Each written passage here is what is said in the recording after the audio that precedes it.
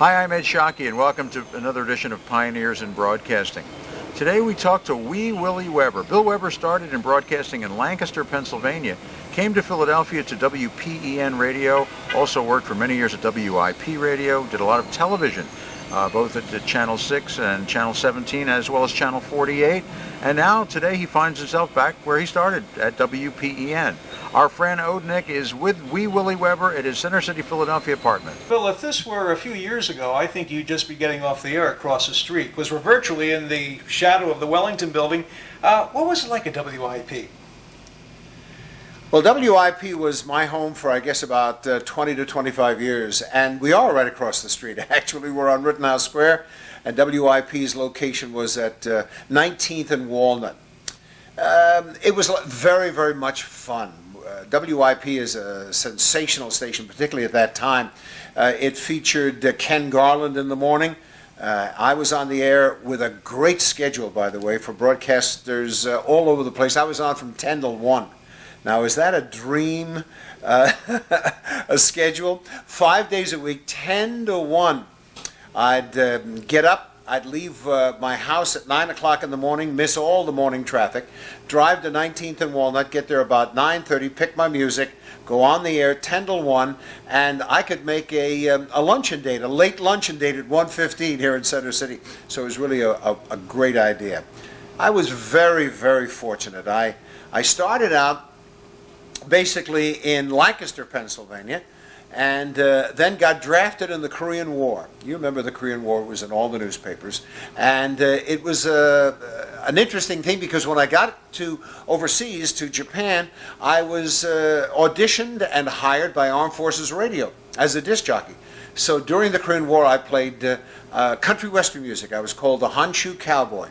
And I played music for the troops on two shortwave stations, JKI, JKL, which covered all of the Pacific, including Alaska and the west coast of the United States. And also we were on the Armed Forces Radio, which was all of Japan and Korea as well. Country music. I was called the Honshu Cowboy. Came back from that and got a job at WEEU TV in Reading, Pennsylvania. This was 1953. I signed that station on the air, UHF station. Unfortunately, about 4 years later, I signed it off too. I was the first voice, first face on EEU, and sadly the last voice and the last face when they went black. But I got my beginnings there at EEU on television. The next year, that would be 53 perhaps, I came to Philadelphia and was hired as a summer relief announcer at WFIL, Channel 6, radio and FM. The announcers at Channel 6, there are about 10 of them. Give you an idea who they were. Charlie O'Donnell, who is now on Jeopardy. You hear his voice on Jeopardy as the announcer. Dick Clark, of course, American Bandstand. Neil Harvey. Jim McCann, Jim Felix. These are names that I'm sure broadcast pioneers will know. There were 10 people on the staff, and I filled in for them. So it was maybe 8-10 month run. I went up to WBRE in Wilkes-Barre and did a show up there that summer, winter, of 53, 54. Came back, did the same summer relief job, and was hired at WPEN to do a one Sunday shift as a newscaster. And I did that, and they hired me, or they wanted to hire me to be a regular newscaster at WPEN. I went to WFIL, talked to Jack Steck, who was a former president of Broadcast Pioneers, and he hired me instead at Channel 6, and I worked there for 10 years. Yes, there were great shows. I did the Army McCarthy hearing, if you remember that. I was a booth announcer.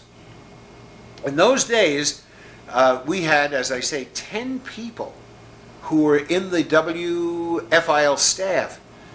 Every moment the television station was on the air, they had a booth announcer. 5 in the morning until 2, 3 o'clock the next morning. So there were maybe 3 men a day who did nothing but booth announce. And I introduced American Bandstand, I introduced the Army McCarthy hearings, I introduced Sally Starr, I introduced the news, you know, whatever the booth announcer did. We introduced American Bandstand as being the first live local color show in Philadelphia, and it was, by the way. And very, very lucky to be involved with all of that. And then I did an audition. Everybody auditioned for everything at Channel 6. They were looking for a kid host for the morning show. I auditioned against Dick Clark and Shelley Gross and, you know, all the other people who were there. Fortunately, won the audition and did a show called Breakfast Time on Channel 6 for, I guess, 10 years. At that time, I got a job at WRCV. This would be 1963. I got a job at WRCV, later KYW, Channel 3. A show called Tug of War. It was a quiz show, and it was sponsored by Penn Fruit. Shelley Sharpberg was the accountant. We did a show in the live studio at 1619 Walnut, which is downstairs. They had seats for about 200 people as guests. We did the show down there. It was a quiz show, very successful.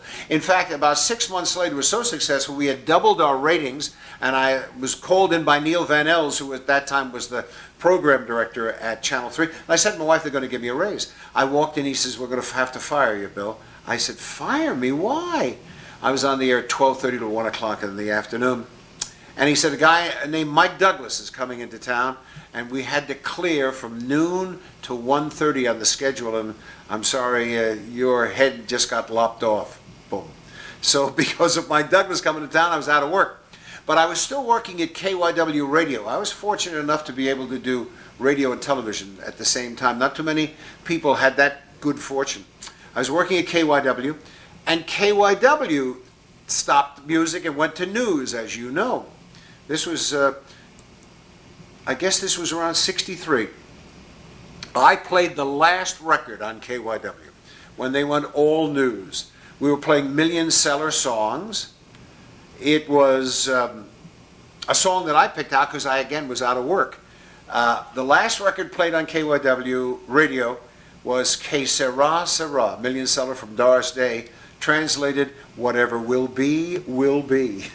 So that was sort of prophetic as far as I was concerned. That was 1619 Walnut. I was waiting for an elevator, and Len Stevens walked by. I was kind of depressed because I was out of work. Len said, hey, Bill, I had known him at WFIL. He says, I'm opening up a new UHF station in town. How'd you like to do the kid show? I said, sure, Len, no problem. He walked in the elevator closed, and he went down. And I thought that was just bravado, you know, things you say in an elevator. But lo and behold, I get a call from him a week later, so I'm not kidding. Come on out. And I signed on WPHL, which is Channel 17. In the, I guess it was the fall of 1964, 3 different television stations signed on the air in Philadelphia. We doubled our TV stations in that 1 month. Channel 17, Channel 29, Channel 48. They all signed on within a month's time. And I was the first voice and the first face on Channel 17 and did a kid show. Ran for maybe three and a half hours every day. Showed all sorts of cartoons, the Three Stooges, Bugs Bunny, Gilligan's Island, Tobar the Eighth Man, Marine Boy, Hata, Ultraman, Spider-Man, The Man from U.N.C.L.E. We did all those shows. And it was one of the first successes on UHF. The kid program in general was one of the first successes on UHF. And again, I did that show for about 10 years, from maybe 64 to 74. Then I got a job at Channel 48, again doing cartoons. And I was with Channel 48 practically until they signed off the air, unfortunately. What made me very, very lucky is I was able at the same time to work radio. And that's very unusual, as you broadcast pioneers know. It's tough to work both sides of the fence. I was at FIL for about 10 years as a disc jockey, and then I got a job. A man named Harvey Glasscock hired me at WIP, and that's the one that we were talking about, the 10 to 1 slot. So I did that show for maybe close to 25 years until WIP went into an all-sports format. But I've been very, very fortunate because of that ability to have both radio and television. So I was fortunately never out of a job. When they went all sports, I was lucky enough to hitch on to WPEN again. At that time, they were playing the nostalgia records and sounds of the big bands and of Tony Bennett and Doris Day and Frank Sinatra and Vic Damone, that kind of music. And I was able to fit in pretty nicely, and I've been there ever since, and I'm still there. So I really can't complain. I guess it's been in a couple of years, close to 50 years, I'll be here at the Philadelphia area in some manner, shape, or form. And I said to my wife when we got married, I said, look, disc jockeys are vagabonds. We may be in Alaska in 6 months. If you're willing to go, let's get married. She said, yeah, I'm game. And we got married, and I've never left town. So knock on something or other. I consider myself a pretty lucky guy. I have never, ever cursed the alarm. I hope that whoever is watching, if you're thinking of broadcasting as a career, it's a great career. Some people, unfortunately, work in jobs that they hate. Working maybe, and I'm not knocking this, but like in a factory, in an automobile factory, screwing on 2 or 3 bolts on the right rear wheel of a brand new Chevy going down a line. We need people like that, but those are the people who have avocations, who take up stamp collecting or take up something else because it's a boring job that they're in. I don't have any hobbies. My vocation is my avocation. Radio and TV is really my hobby and my job. So as I say, I've never not wanted to go to work. And in my current situation, I do a lot of fill-in for the guys at WPN, so I wake up at 4 o'clock in the morning to do the morning show, or I stay up all night to do the nighttime, all-night show from 10 till 6, and I love it. So if you're going to pick a job where you spend half of your waking life, if you spend 8 hours sleeping, 8 hours working, and 8 hours having fun, you spend half of your working life doing your job, you better like it. And if you like it, I think you'll do better at it. I've been extremely lucky. I've been probably one of the luckiest people around because this is such a fickle business, but I've managed to survive. And I think the answer, and again, let me give you an idea, is this idea of doing both radio and TV. When one door closed, a window did open for me, and I was able to either to do both or do one until something else came along. And I was lucky enough just recently to work with Channel 12, doing a show called The Walk Up Broad Street with Ed Cunningham, and with Jerry, who's working the camera right there, right now. And that again was very, very good to me because again, people come up and say, hey, I saw you on Channel 12 and I enjoyed that particular show. So it's been a good life for me, and I just hope it keeps on going. That and the fact that I've got some wonderful grandchildren, that's the 2 things I'm proudest of.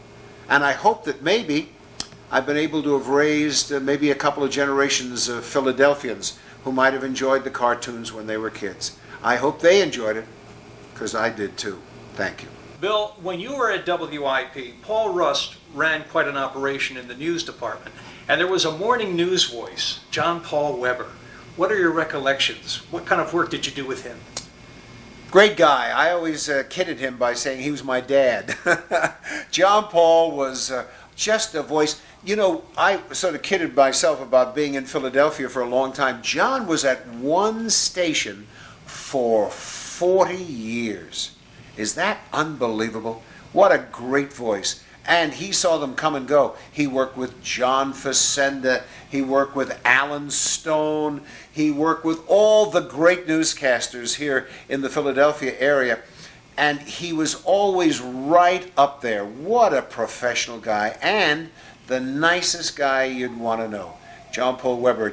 I'm glad we share a name together because you can be proud of this guy. Well, Bill, you mentioned you had taken a walk up Broad Street. Well, just listening to where you've been all over the city, you could walk up almost any street, including 46th and Market Streets. In fact, back there, Bob Horn had a show. What was it like to be there when the first rock and rollers went out there and began to do the jitterbug and things. American Bandstand. By the way, there's a plaque up there now, one of those historical plaques that says this is where Bandstand started, 46th and Market Streets, the studios of WFIL. And that's where I first worked at Channel 6. I started with Bob Horn and a fellow named Lee Stewart, who was his sidekick, with Bandstand. I was just the booth announcer. And once in a while I did commercials in the show when it was local. Quaker Sovac and those triple-track extruded aluminum storm window and screen commercials, those 2-minute long boring commercials, but they kept the family fed. Bandstand was just a fantastic thing. The Geeter with the Heater was there, yes. Jerry Blavitt was one of what they called the regulars. They had a group of maybe 20 or 30 kids who were picked as regulars, and they didn't have to stand in line in order to get on the show.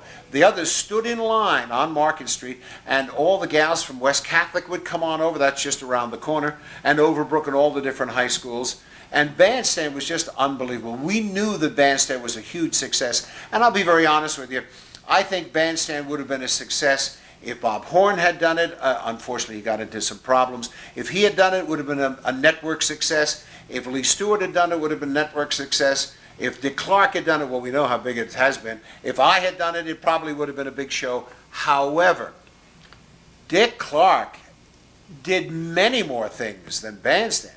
That was Dick Clark's springboard. I really do think that practically anyone could have handled Bandstand because the show itself was such a vital program, and it would have really taken anybody with the show, if you know what I'm saying. But Dick Clark has done a fantastic thing. He's built a huge empire. I mean, let's face it, Dick has done those quiz shows, the pyramid shows, very, very successful. He did produced movies, did one about Elvis Presley that won at the Cannes Film Festival. He's the king of New Year's Eve, where you see him all the time on top of some building at Times Square. He does practically all of the award shows. So he had a radio show. He's got up at King of Prussia. He's got a hamburger joint. What I'm driving at is he has really made a dynasty out of this. So, and I don't think others could have done that. Dick was and still is an extremely good businessman, very, very good announcer. Let me tell you a story about Dick Clark. Dick Clark wanted to figure out a way of remembering copy and not being able to memorize because he had difficulty memorizing, or I assume he had difficulty memorizing. What Dick did was he had a small little, at the time, a wire recorder, and he read the commercial into the wire recorder, placed it out of camera's range, put a little thing in his ear, wrapped it around his ear, ran it down his coat back, and would listen to himself do the commercial and at the same time mouth it. In other words, he would speak it while he was hearing the words. Now, the problem with that is you get that frightened deer in the headlights look. You get that because you're listening. But he was able to really overcome that. So whenever I told you we did auditions, live auditions, all the time for Schmidt's Beer and for the fights and for the movies. Well, they would hand you a piece of copy and you'd go in the corner and you'd try to memorize the copy. And it could take you a half hour trying to memorize a 1-minute copy. Clark would go to the other room, come back 5 minutes later and say, I'm ready, because he had it on this little tape recorder. Now, it went from a wire recorder to a tape recorder, and then he enhanced it. He had a little pedal where he could slow the tape down or speed it up. So if he got out of sync a little bit with what he was working with his earpiece, he'd be able to speed it up. Then he got into a situation where he had a remote control so he could walk around, so he wasn't tied to the tape recorder. Very, very clever guy, Dick Clark, and that's one of the things, and he did a great job doing commercials, and everyone wondered how he could memorize that quickly. Well, now you know the answer. Bill, you said there were 10 announcers at WFIL, but it sounds like from what you were saying previously that there probably were just a fewer cameramen. Wasn't there a story about how cameramen would be shared between shows?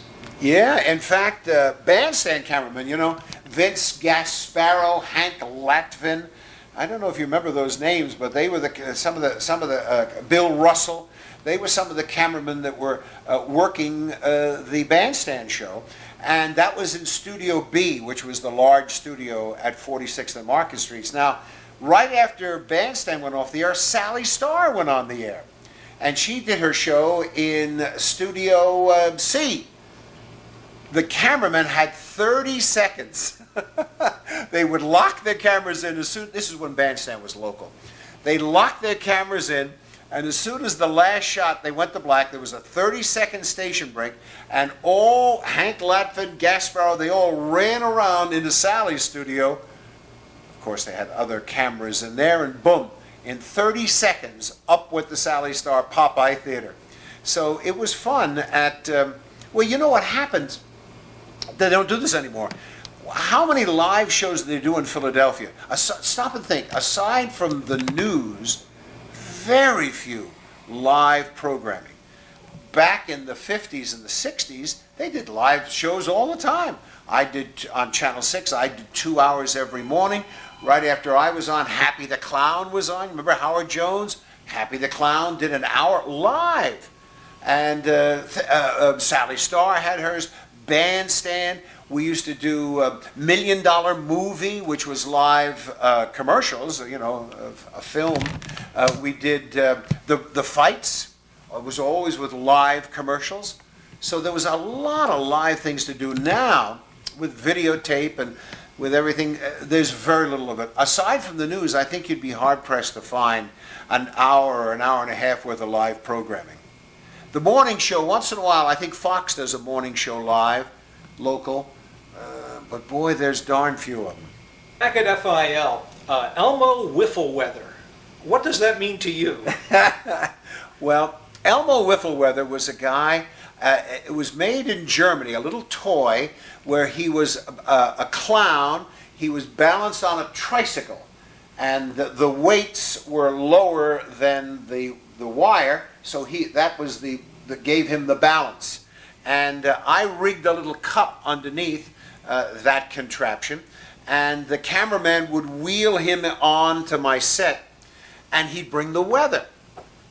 So we picked a name for him, Elmo, and it was on WFIL, and he brought the weather, so we called him Elmo Whiffleweather. And a lot of kids get a kick out of it. I also did another thing on that show and on Channel 17 called Charlie Chin Chopper.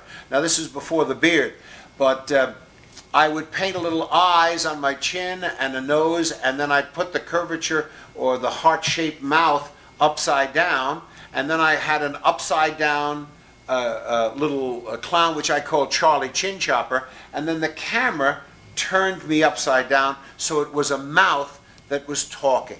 A live mouth that was talking called Charlie Chin Chopper. Now, I did that black and white with no problem because all you had to do was invert the camera. Once color came along, you couldn't do that, so I had to buy two angular mirrors, so that the cameraman could shoot down and then shoot, it would bounce back to reverse Charlie so he could continue his life as a color puppet. But it worked, and it worked well. I enjoyed doing it. At the radio stations back in those days that you worked, you say that you'd show up beforehand, before your shift, and actually choose your music. That's unheard of today. You know, it is unheard of. It's unfortunate, too. It's not unheard of at WPN. I still pick my own music at WPN within guidelines. We must have maybe 3,000 or 4,000 records, and within that certain guidelines we can pick our own music. But that is true. They don't do that anymore. It's all a homogenized thing, which I guess is the way it's done modernly. I like to pick my own records because I hope that if people like what I enjoy listening to, that they'll maybe stay with me and rather than flick the dial. But picking your own music is, and the funny part about that is my son, Bill Weber Jr., who worked at WIOQ as a disc jockey and as a music director, is working for a company called RCS, and he is in charge of the division that supplies 4,000 radio stations all over the world with their music, the software. In other words, what's happened is in this day and age of computers, The music director and the program director insert all the music that they're playing, and then they give them each, all the songs, different categories: medium, fast, slow, vocal, instrumental, male vocal, female vocal, all the variables. Hit of the 1950s, hit of the 1960s, whatever. Chorus, every different variable. And then they program the radio station using the computer. They say, I want to start the show with an up-tempoed record that starts as an instrumental, that has a vocal and is a hit of the 1960s or whatever. And then every top of the hour starts with that. So they program the entire station. Now that's great because you can program a station 24 hours in about 15 minutes with the computer situation. This is called Selector, by the way. That's the name of the organization and the name of the software. But I like it 3x5 cards. That's what we have at WPN. Now that may end. Don't get me wrong, but so far we've enjoyed it. You know, the kinescopes from the old Jackie Gleason show really demonstrated that you really had to be on because it was live TV. Oh, yeah. Now, of course, that was network. What happened here in Philadelphia with live TV? Well, I'll tell you a story about Neil Harvey, who is one of our vice presidents of Broadcast Pioneers right now. Neil brought his son in, and Neil was the booth announcer, and I was the booth announcer, and we were switching. This was the time where Neil did the last break, and then I came on. Well, anyway, Neil said, why don't you do the break? I'll be happy to. And the kid was there in this little announce booth. If you've ever seen an announce booth, it's probably a little smaller than a small bathroom. So I was sitting there on my chair, and I was leaning back, and the poor kid was standing to my side, and Neil had instructed this boy not to say anything, because the greatest error is to say anything in an announce booth, particularly when the mic is on, because that's live. Well, I was leaning back, and I leaned up to the microphone, and the leg of my chair was on his foot. And he looked at his father and went, never uttering a word, and I did the station break. This is WFIL TV, Channel 6, Philadelphia. Then turned my mic over, and then the kid started screaming. But he had learned from his father not to say anything in that announce booth. Bill, the Army McCarthy hearings, some people say it was a black eye on the history of the nation. What did you see in that type of programming? Well, it's probably the first time that television was involved in a situation that people were sort of glued to the TV. I was fortunate enough to work a lot of the shifts that were on the Army McCarthy hearing, and they didn't have any regular station breaks. So I had to stay in the announce booth because they do, we'll break right now for station identification. And boom, you got to be there because you only got 10 seconds to say this is WFIL TV, Channel 6 Philadelphia, and go back. So you had to be on the ball. So I watched quite a few of this. I don't know if you remember the Army McCarthy hearings. It was in the early part of the 50s. But Senator McCarthy, as you know, was looking for communists. And I think it's the first time that a television camera got into those committee hearings and saw exactly how it was done. And I think it hurt McCarthy, and I think later on he became sort of like the laughing stock because of his ways. Perhaps it was okay to press someone as hard as he did in a closed session, but he looked real bad in front of television. And I think in the long run it hurt him. And I think that was the first time that television became not only an instance that viewed an event, but also helped to shape. It was just like the Kennedy-Nixon debate. The first Kennedy-Nixon debate was carried on radio and on television. If you listen to the Kennedy-Nixon debate, most people thought that Nixon won that debate. If you watched it, Nixon was perspiring and kept dabbing himself and looked terrible. JFK looked great on television, right? People who watched the debate thought Kennedy won. People who heard the debate thought Nixon won. So there you go. That means that television not only is an observer, but is involved with the end result of the show. Bill, you were saying that You were very fortunate. You did a lot of radio. You did a lot of TV. Took a walk up Broad Street. You also would be positioned now and then out in front of gimbals during the Thanksgiving Day parade. What did you do there? You know, you're right. I worked at Channel 6, and they were carrying the Gimbals Parade, and I was the announcer with Channel 6, and then I was hired by Gimbals to be the live announcer down at 8th and 6th and 7th and Market. When Santa Claus finished the parade, you know, he climbed up this fire engine ladder right into the toy store section of Gimbals, and I was the announcer calling the play-by-play. I enjoyed that very, very much. I was also with Phil Sheridan. I hope you remember Phil Sheridan, who did the morning show on WFIL, and also was Western's weatherman on Channel 10 with Facenda and Jack Whitaker and Ed McMahon and that whole gang. He and I, Uncle Philzy and I, did the Mummers Parade on Channel 6, January the 1st, I guess 5 or 6 years in a row. So I thoroughly enjoyed that part. Channel 6 had an early dream team, let's say. There was Gunnar Back, Francis Davis. You did some work with those fellows as well. Yeah, I filled in for Francis Davis a couple of times when he was on vacation.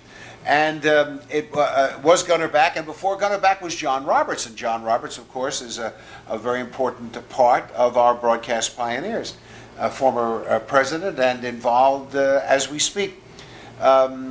Francis Davis, who we are inducting into our Hall of Fame this year, Francis Davis really was the first meteorologist who was involved in weather here in Philadelphia. It was the reason they started weather forecasts was a way of getting another slot for a commercial. In other words, it used to be that the newsman would say it's going to rain tomorrow. Well, you can't sponsor that. But if you bring in a meteorologist, and if he tells you 5 days in advance, and if he puts the highs and the lows on the map and all of that, you can create a 4 or 5 minute program, and you can sell that to RCA Victor or sell it to someone else. So that was it. As far as my recollection is concerned, the weather was put on just as a way of working another commercial sponsorship in. But of course, weather is much more important than news. These days, people watch weather, rather than the news. And now they're all meteorologists. Tom LeMaine, I mentioned WIP. Tom, when I was working the 1 to 4 shift, he was working 8 to midnight. He's now doing the weather on Channel 3. And he was sent to school. He was sent to meteorological school at Drexel by Channel 3 so that he could be a certified meteorologist. And I think most of the people now that do weather are. But Frank Davis was one of the first. As I recall, Francis Davis always had some sort of reporting point for Big Boulder ski area. Did you do anything, did you include that with your forecast if you had to be working the winter? Well, my forecast was, I was just filling in while Frank was on vacation. Usually went on vacation in the summertime, so I didn't have that situation. But skiing was very, very important because, people who are skiers want to know what's going on. I'll tell you a story about Frank Davis. He also was hired by commercial companies. He was hired by a company that owned about, maybe 15 car washes all over the Delaware Valley. Had 2 or 3 in Jersey, a couple up in Norristown, a couple in Hatboro, all over the place, Center City, South Philadelphia. And Francis Davis would give him a forecast at 8 o'clock in the morning, because at 8 o'clock in the morning, this man had to hire all of the washers, the guys who wash the cars. If it's going to rain, then you don't have to hire that many. If it's going to be sunshiny, you have to hire a lot because people are going to get their car washed. So Frank would report to this guy just before he was about to hire them, and that's how this guy would range how many men he would hire. Tasty Cake was also a client of Frank Davis's. Down the shore, they used to send Tasty Cakes down the shore in the summertime. How many do you send down there? Because by the time you send another truck down there to bring the unsold packages back, they were stale. So they wanted to know not only what the weather was going to be in Atlantic City, but what it was going to be in Ventnor, in Margate, in Ocean City, down and Cape May Courthouse, Sea Isles, every different spot, because they would load their their tasty cake trucks on what Francis Davis said the weather was going to be. More if it was going to be beautiful sunshine, less if it was going to rain. And not just it's going to rain at the shore, but what's it going to do specifically in Atlantic City? What's it going to do specifically in Margate? So here he was, like an AccuWeather Right. early on. That's exactly right. AccuWeather, that's the greatest name. Whoever thought of that? He was there. I can't think of his name. Frank something or other. He was one of our guest speakers at from AccuWeather, and they're in State College, and they predict the weather all over the world. But whoever thought of that name? Can you imagine what a beautiful name that is? AccuWeather. Some of their clients are people like the railroads as well as the airlines. So what Francis Davis was doing for bakeries, Right. as In the well as car 50s. washes, sure. Right. Sure. My goodness, a whole other industry. It's been a real pleasure for us. Thank you for the honor for allowing us to come in and chat with you today. And we certainly look forward to seeing you at some of the meetings. Okay. And with that, let's go back to Ed Shockey. The man could sell you anything, anything. One of the greatest salesmen I've ever known, and a great broadcaster, a real pioneer in broadcasting. Bill Weber, Wee Willie Weber, known affectionately to kids and adults alike here in the Delaware Valley for many years. I'm Ed Shockey for Pioneers in Broadcasting.